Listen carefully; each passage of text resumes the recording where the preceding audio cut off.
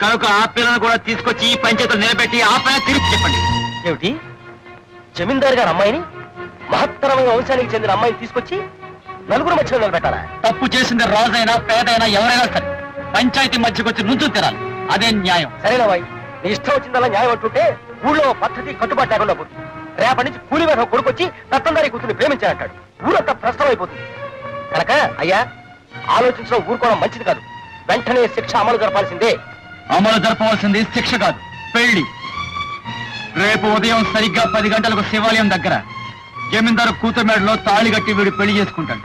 రేయ్, అదే జరిగితే ఈ నా కొడుకు మెడకాయ మీద తలకాయ ఎగిరి ఊరు మధ్య పడి ఉంటుందిరా. ఈ అబ్బా, ఆ తలకాయ పట్టం కాదురా. నే చెప్పిన సమయానికి జమీందారు కూతురు మేడలో తాళి పడకపోతే తక్షణం ఆయన భార్య మెడలో తాళి తెగిపడుతుంది.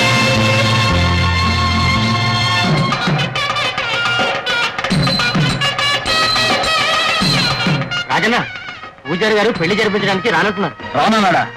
ఎక్కడు? ఆ ఊళ్ళో మా మీదే ప్రతిజ్ఞలు చేస్తాడా? ప్రతిజ్ఞలు చేసి గెలుతాం అనుకుంటున్నాడా? చూస్తాం ఈ పెళ్లి ఎలా జరుగుతుందో. మేమేమని సెలవిచ్చాం? చూస్తాం ఈ పెళ్లి ఎలా జరుగుతుందో అని సెలవిచ్చారండి. కానీ పెళ్లి చూడాలంటే గుడి దగ్గరికి వెళ్ళాలి కదండి. రేయ్, పిచ్చి కొత్తలు కూర్చావంటే ముందు నీ మెడకాయ మీద తలకాయ లేచిపోద్ది. ఈ పెళ్లి జరిగిందంటే ఈ ఊళ్ళో సగం మంది మెడకాయల మీద తలకాయ లేచిపోతాయి. ఏమనుకుంటున్నావు? నీకు దండం పెడతాను, నన్ను నీకు ఉపయోగించకయ్యా. నేను దగ్గరుండి పెళ్లి జరిపించానని తెలిస్తే ఆ జమీందారు నా చర్మం వలిచి చెప్పులు కుట్టించుకుంటాడు. నన్ను వదిలేనాయనా, నన్ను వదిలే. జమీందారు ఆ పని చేస్తాడో లేదో నాకు తెలియదు గాని నే చెప్పినట్టు చేయకపోతే ఇప్పుడే ఆ పని నేను చేస్తా. ఈశ్వర, నాకెందుకయ్యా ఈ శిక్ష? వెళ్ళు. రాజన్న, ఓం కేశవాయ స్వాహ, నారాయణ స్వాహ, మాధవాయ స్వాహ.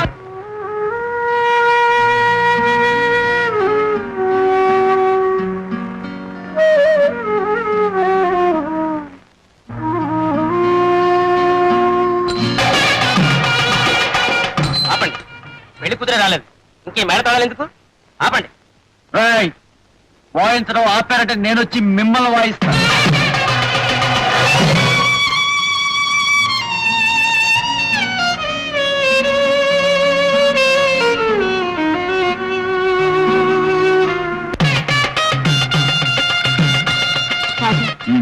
ముహూర్తం దగ్గర పడింది, ఇక అమ్మాయి రాదేమో.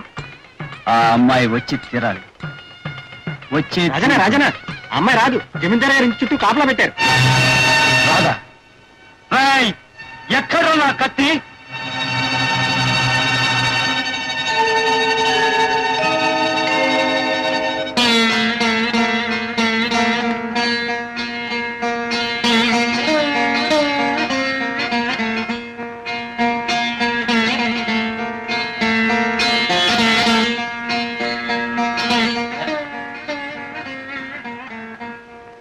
పూజారి, పెళ్లి జరిపించు.